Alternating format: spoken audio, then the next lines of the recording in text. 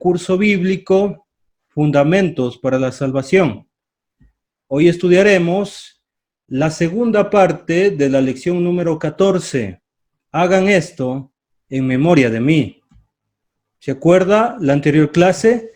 La Pascua de los judíos y la nueva Pascua, eso estudiamos.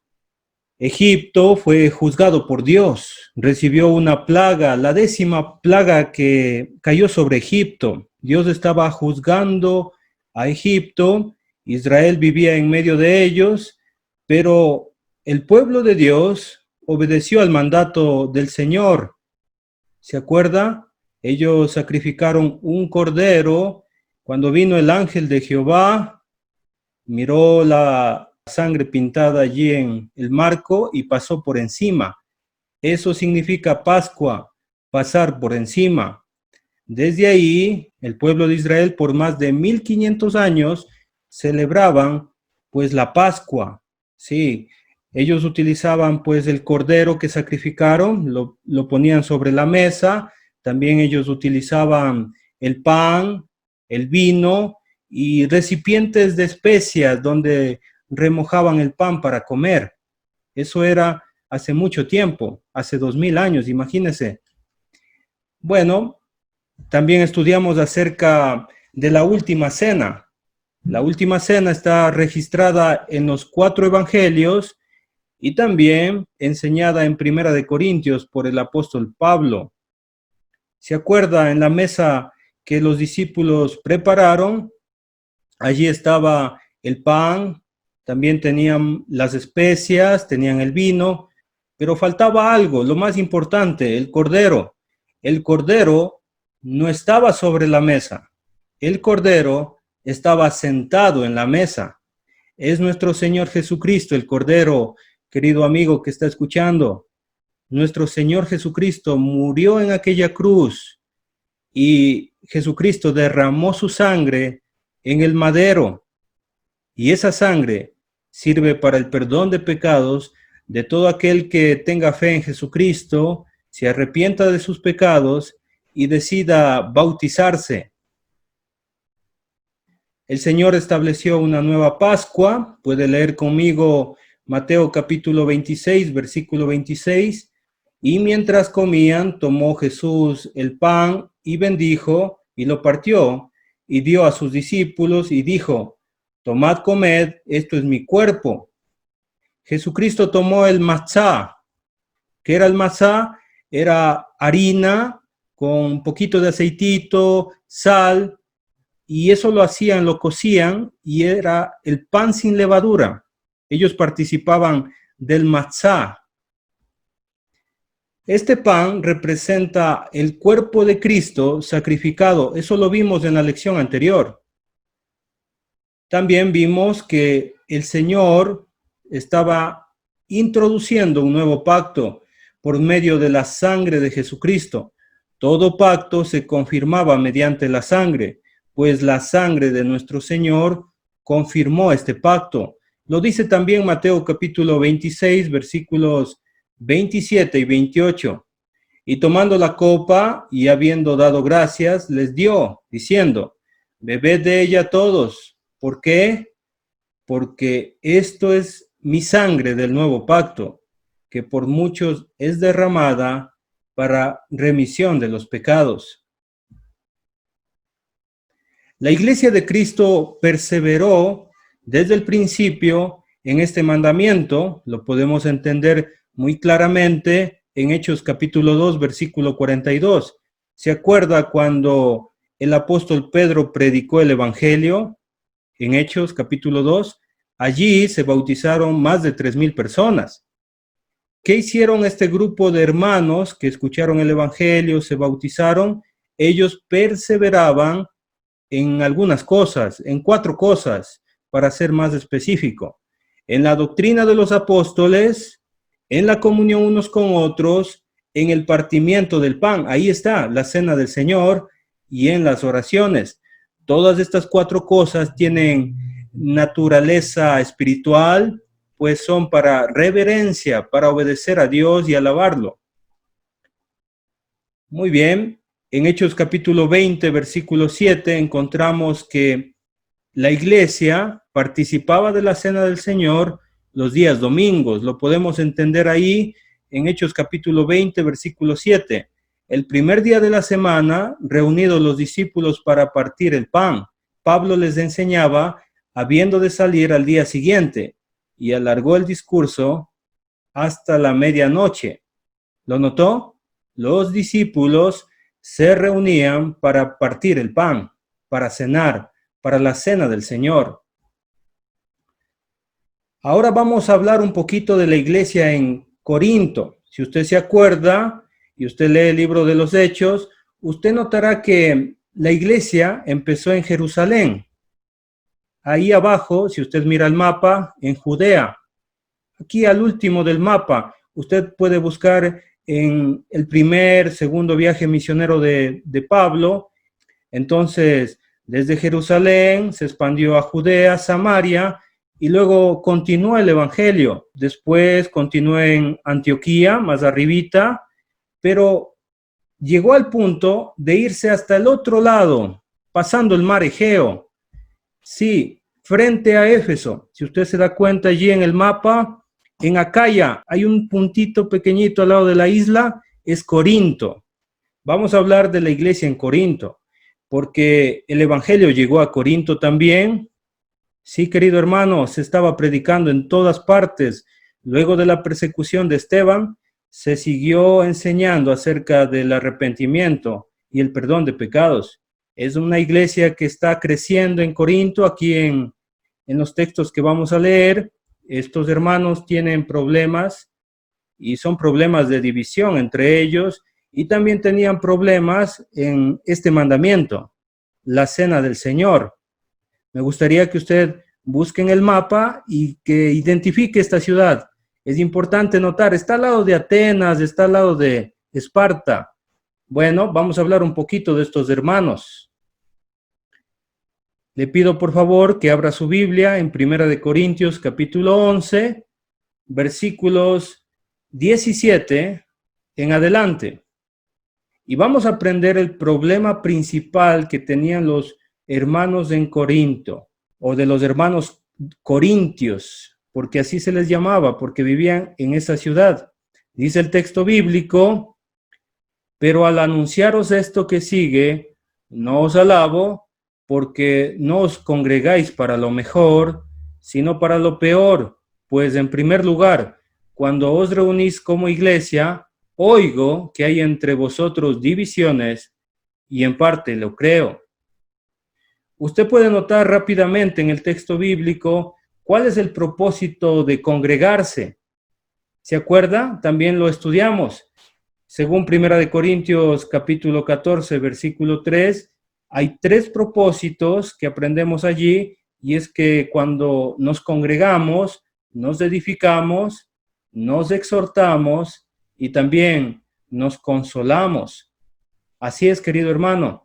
Es importante reunirse constantemente, pero cuando estamos congregados, tiene que haber reverencia y alabanza a Dios.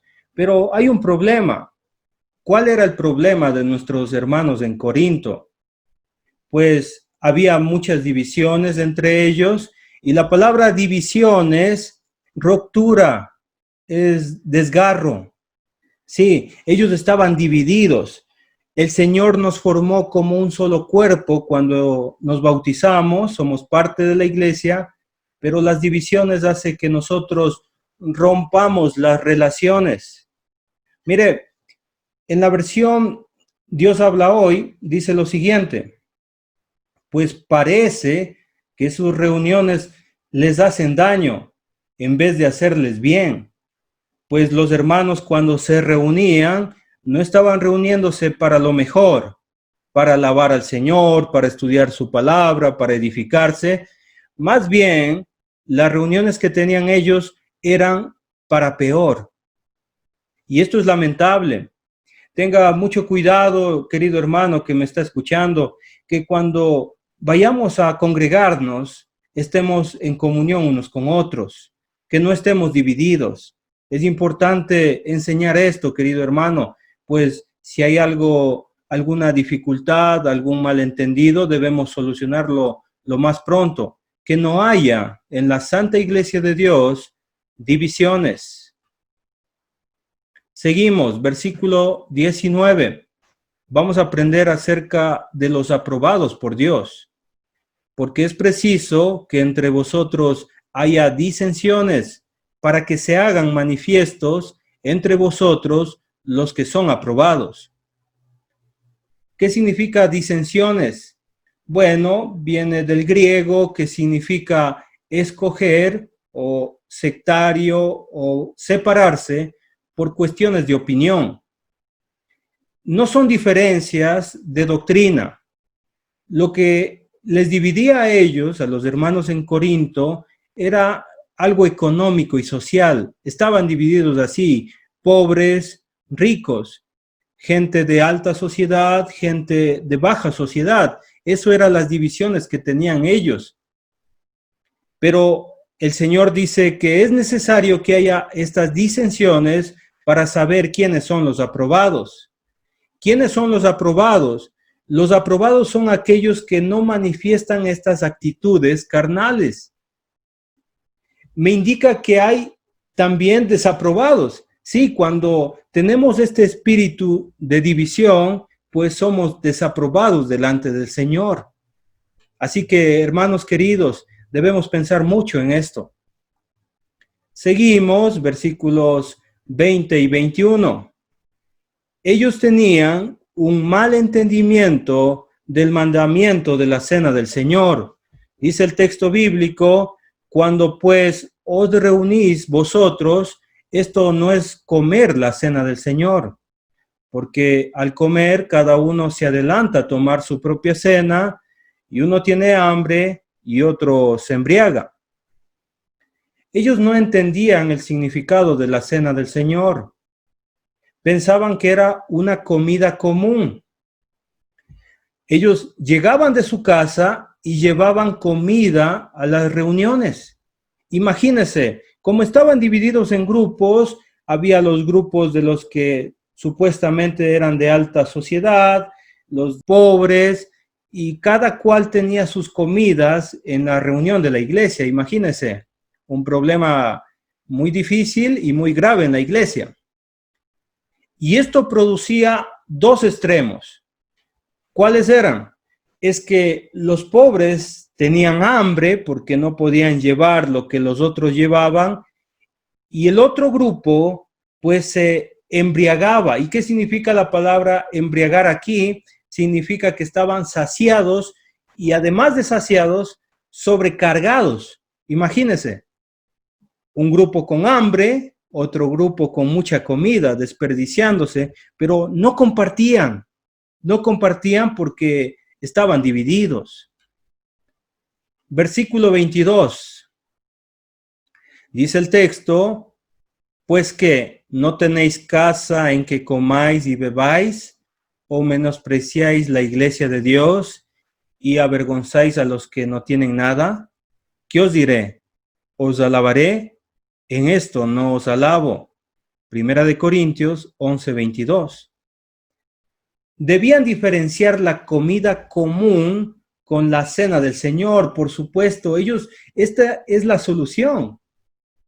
Y ellos tenían algunos errores. Y los errores son menospreciar la iglesia que el Señor se ganó con su propia sangre. Y además de eso, ellos estaban avergonzando a los pobres. Por supuesto, esto no merecía ninguna clase de felicitación. Pablo, en realidad, en este texto no condena, y esto quiero ser muy claro, no condena en hacer reuniones para comer. Lo podemos ver más adelante en el versículo 33. La iglesia, si se organiza, puede hacer reuniones donde haya comida. El problema de nuestros hermanos en Corinto es que ellos confundían la comida común con la cena del Señor. Sí, mi hermanito querido, ellos hacían esta igualdad y no era correcto. Pero en el versículo 23 y en el versículo 24 vamos a entender cuál era el mandamiento. pues va a dar una ordenanza del Señor. Dice allí, porque yo recibí del Señor lo que también os he enseñado, que el Señor Jesús, la noche que fue entregado, tomó pan y habiendo dado gracias, lo partió y dijo, tomad, comed, esto es mi cuerpo que por vosotros es partido. Haced esto en memoria de mí. Como lo dije, es una enseñanza del mismo Señor, es un mandamiento del Señor. El apóstol Pablo no estuvo en la cena, él no estuvo allí. Luego, cuando más adelante el Señor Jesucristo buscó a Pablo y lo llamó para ser apóstol. El apóstol Pablo fue testigo de la resurrección de Cristo, miró al Señor Jesucristo resucitado y el Señor le reveló al apóstol Pablo esta enseñanza. No es una tradición y tampoco es algo opcional. Todos los cristianos debemos participar de la cena del Señor todos los días, domingos, como ya lo hemos estudiado en las lecciones anteriores. El pan que usó el Señor Jesucristo es el matzá, es un pan sin levaduras, un pan libre de levaduras. Debemos usar este mismo pan cuando nosotros participamos de la cena del Señor, un pan sin levaduras. El pan, según el texto bíblico, representa el cuerpo de Cristo, aquel cuerpo que fue sacrificado por nosotros. ¿Se acuerda el cordero? El cordero servía como expiación. La sangre del cordero les libró al pueblo de Israel de el castigo de Dios, del juicio de Dios. Jesucristo manchó con su sangre también la madera de la cruz. Y mediante Jesucristo nosotros también podemos ser salvos. Gracias a Dios que Él se sacrificó por nosotros. Por eso, cuando nosotros cenamos, debemos hacer como dice el texto, en memoria de Cristo. Muy bien, mire el versículo 25. Asimismo tomó también la copa después de haber cenado, diciendo, esta copa es el nuevo pacto en mi sangre. Haced esto todas las veces que la bebiereis en memoria de mí. Primera de Corintios 11:25. La copa contenía fruto de la vid, es decir, vino. Es el jugo de uva. Era una bebida muy común en aquel tiempo. En la fiesta de la Pascua, era una bebida que no faltaba en la mesa. ¿Sí? La probaban todos, niños y grandes. El vino en aquel tiempo era el jugo de uva y también jugo fermentado. ¿Y qué representa? ¿Qué representa este vino que el Señor tomó y también lo dio a sus discípulos? Representa el nuevo pacto en mi sangre, en la sangre preciosa del Señor. Lo que debemos hacer siempre cuando lo bebamos, porque es un mandamiento, siempre, otra vez, en memoria de mí. Este es el mandamiento, queridos hermanos. Cuando nosotros estamos tomando la copa, nuestra mente debe estar pensando en nuestro Señor Jesucristo. Sí, en memoria de mí, en el sufrimiento físico de nuestro Señor. Él fue azotado. Mucha gente en aquel tiempo, pues, era azotada y moría simplemente ahí, con los azotes, porque los romanos castigaban severamente a aquellos que eran condenados a los azotes. El Señor Jesucristo recibió esos azotes. Eran pieles de animales, lo que en Ecuador se conoce como los cabrestos, pero incrustados, vidrio y metal. Ciertamente, cuando una persona era azotada, su piel se reventaba, la sangre pues manchaba todo. El cuerpo estaba lleno de llagas por los azotes, queridos hermanos. No todos eran capaces de aguantar tal dolor. El sacrificio solamente era para personas esclavas, para personas ladrones, homicidas, y lo practicaban los romanos. ¿Para qué? Para que nadie se atreviese a infringir las leyes. Nuestro Señor Jesucristo sufrió eso por nosotros. Él cargó una pesada cruz durante muchos kilómetros, a tal punto de no poder avanzar esa pesada cruz. Ese peso es el peso del pecado. El Señor cargó por nosotros todo ese pecado. Por eso nosotros le servimos, porque nuestro Señor se entregó por nosotros hasta la muerte, cargando esa dura cruz del Calvario. Fue clavado finalmente en una cruz, clavado allí, derramando su sangre, manchando esa sangre sobre este madero, salvándonos a nosotros de nuestros pecados. Y eso debemos estar pensando durante la participación de la Cena del Señor. Soportó el peso de su propio cuerpo en el madero. Dicen que ellos los amarraban las manos y también colocaban debajo del trasero un pedazo de madera para que la persona que era crucificada se apoye ahí. Y cuando ya no avanzaba, pues caía y el peso hacía que sufra muchísimo. Nuestro Señor Jesucristo sufrió grandemente por salvarnos. Así que Dios merece también todo nuestro respeto, nuestra consideración, sufriendo en aquella dura cruz del Calvario. Él murió desangrado. Así como ese corderito era sacrificado y manchaba con esa sangre el cuadro de la puerta, nuestro Señor Jesucristo, pues manchó con su sangre esa madera de la cruz, dándonos a nosotros perdón de pecados y libertad mediante su sangre. La ira de Dios no va a caer sobre aquellos que hemos obedecido al santo evangelio de Dios. El Señor nos protegió y nos protege con su preciosa sangre. Alabado sea Dios en este estudio bíblico, porque Él se merece toda la gloria y toda la honra, porque es nuestro Rey soberano que venció la muerte. Pues Jesucristo no solamente murió, querido hermano, sino que Él resucitó al tercer día para darnos vida eterna mediante su resurrección. En memoria de mí, debemos también pensar en el sufrimiento emocional. Y Él va al monte de Getsemaní a orar. Y esta es la oración de nuestro Señor. Y espero que usted la entienda, porque Jesucristo está sufriendo emocionalmente. Padre, dice el Señor, dirigiéndose a su Padre, si quieres, pasa de mí esta copa, pero no se haga mi voluntad, sino la tuya. Y se le apareció un ángel del cielo para fortalecerle, y estando en agonía, oraba más intensamente. Y era su sudor como grandes gotas de sangre que caían hasta la tierra.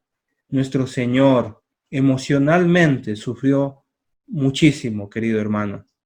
Él estaba separándose, pues, del Señor, de nuestro Padre eterno, por nuestros pecados, porque Él estaba cargando el pecado de todos nosotros. En memoria de mí, pensando en el sufrimiento espiritual. Dice la profecía en Isaías capítulo 53, algunos siglos antes, dice, verá el fruto de la aflicción de su alma y quedará satisfecho. Por el conocimiento justificará mi siervo justo a muchos y llevará las iniquidades de ellos. Se cumplió esto, mire Mateo capítulo 27, verso 46, cerca de la hora novena. Allí en la cruz, nuestro Señor clamó a grande voz, diciendo, Elí, Elí, lama sabactani. Y esto significa, Dios mío, ¿por qué me has desamparado? Pues por primera vez en la eternidad, Jesucristo, el Hijo de Dios, estaba separado con el Padre. ¿Por qué? Por nuestros pecados. Él estaba cargando todo el pecado de usted, de mí y de todos los que han creído. Estaba cargando ese pecado y el pecado hacía una separación con su Padre y sentía por primera vez en toda la eternidad el abandono de su Padre. Imagínese, querido hermano, un sufrimiento espiritual muy grande que no podemos entender claramente. Vamos a ver el significado de la cena del Señor. Dice 1 Corintios capítulo 10, versículos 16 y 17, la copa de bendición que bendecimos, ¿no es la comunión de la sangre de Cristo? El pan que partimos, ¿no es la comunión del cuerpo de Cristo? Siendo un solo el pan, nosotros con ser muchos, somos un cuerpo, pues todos participamos de aquel mismo pan. Al beber el fruto de la vid, el vino, ¿qué decimos? Decimos que estamos en comunión con la sangre de Cristo. Esto debo pensar y esto debe pensar usted cuando está tomando el vino, querido hermano. Estamos en comunión con la sangre de Cristo. Cuando comemos el pan sin levadura, decimos que estamos en comunión con el cuerpo de Cristo. Todos comemos del mismo pan y todos somos un cuerpo. Somos una iglesia que está participando de eso. Esto debió a los hermanos en Corinto dar una vergüenza. Sí, porque comían del pan y manifestaban que estaban en comunión con Cristo, pero en realidad no. ¿Por qué? Porque había divisiones entre los hermanos.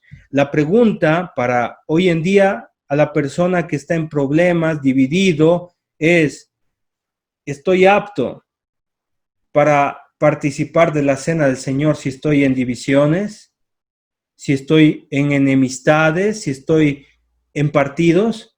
Pues la respuesta es no. No estoy cumpliendo correctamente el mandamiento de Dios. Vamos a ver el versículo 26. Así pues, todas las veces que comieres este pan y bebieres esta copa, la muerte del Señor anunciáis hasta que Él venga. Cuando participamos de la cena, ¿estamos anunciando la segunda venida? Pues no.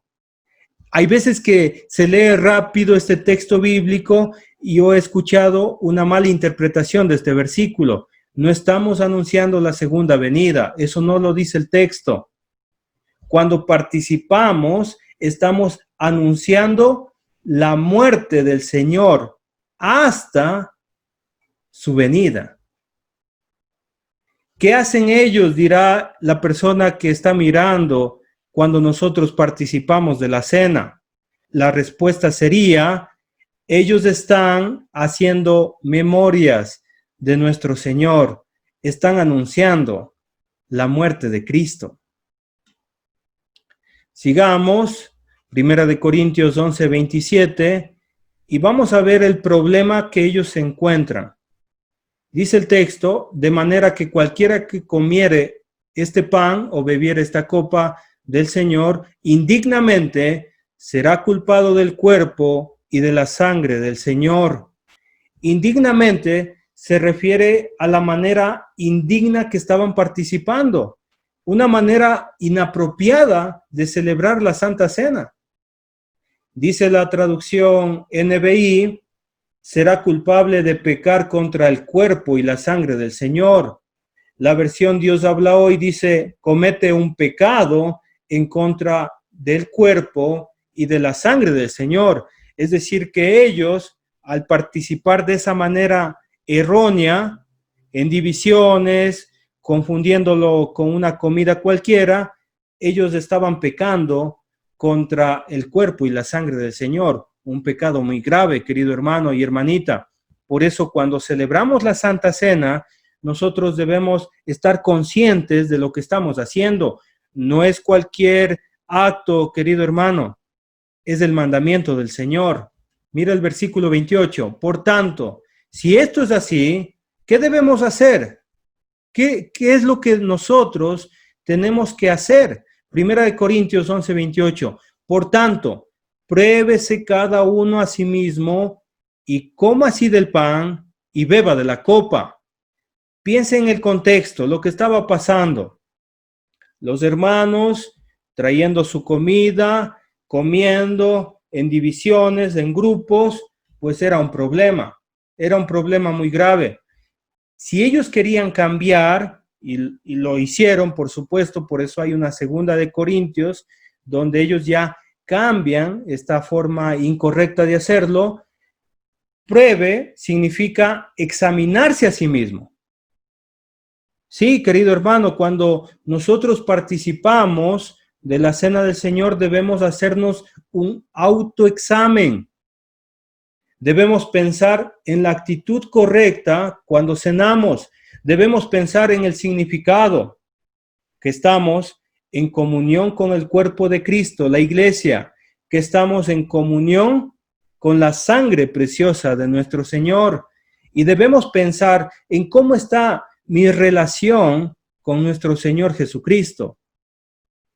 Debemos disponernos a participar correctamente de la Santa Cena del Señor.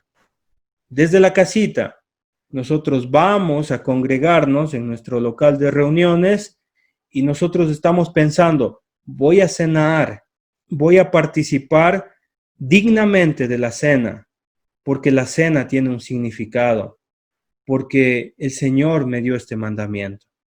Desde la casita, dispuestos a cenar correctamente. En el versículo 29 del capítulo 11 vemos las consecuencias, porque dice allí, porque el que come y bebe indignamente, sin discernir el cuerpo del Señor, juicio come y bebe para sí. Si participa indignamente, si no discierne, es decir, no se fija en el significado de la cena del Señor, pues será castigado. La palabra aquí usada, juicio, significa castigo. Sí, querido hermano, cuando alguien lo hace indignamente, va a ser castigado.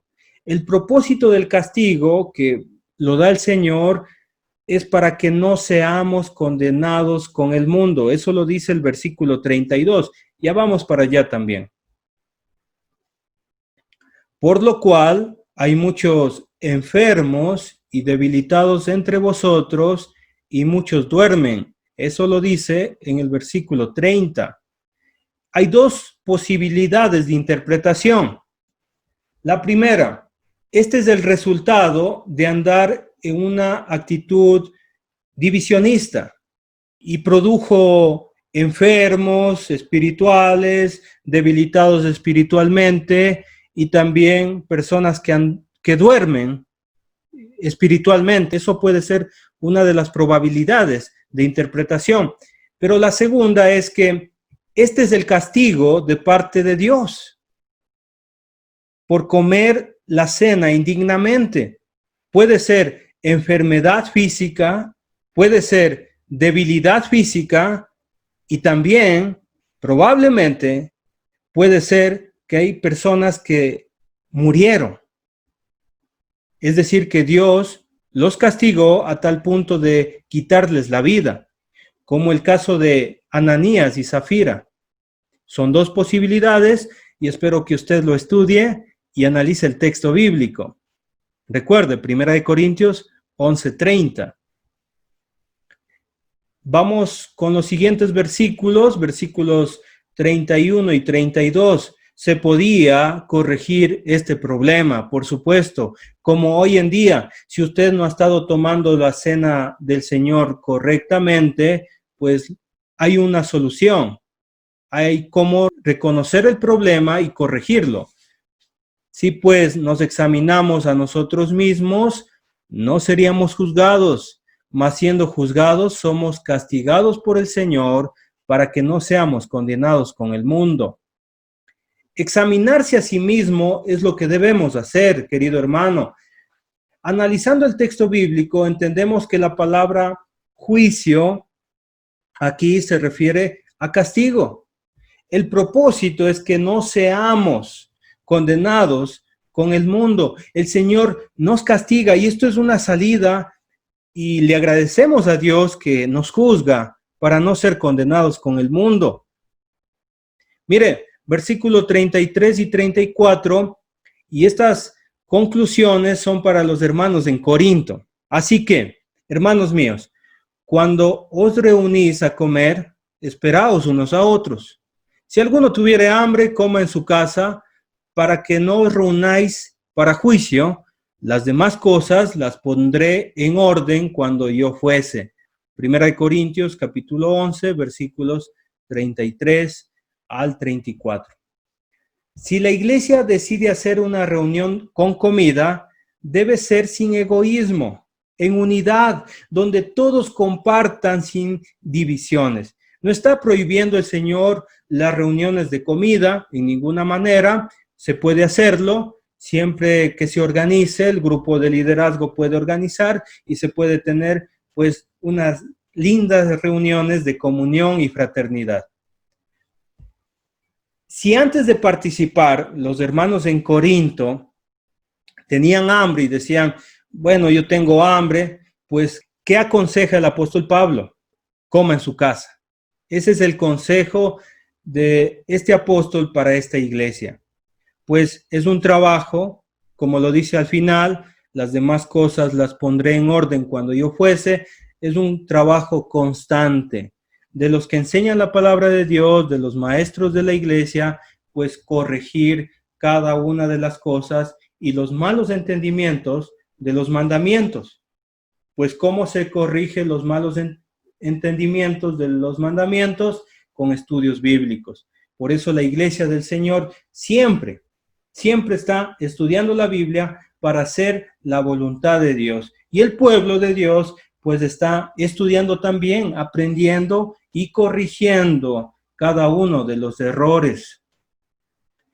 Quiero hacer la última aclaración final para la iglesia de Dios. La cena del Señor, escúcheme con atención, no es para el perdón de pecados. Hay una confusión muy grande sobre este asunto.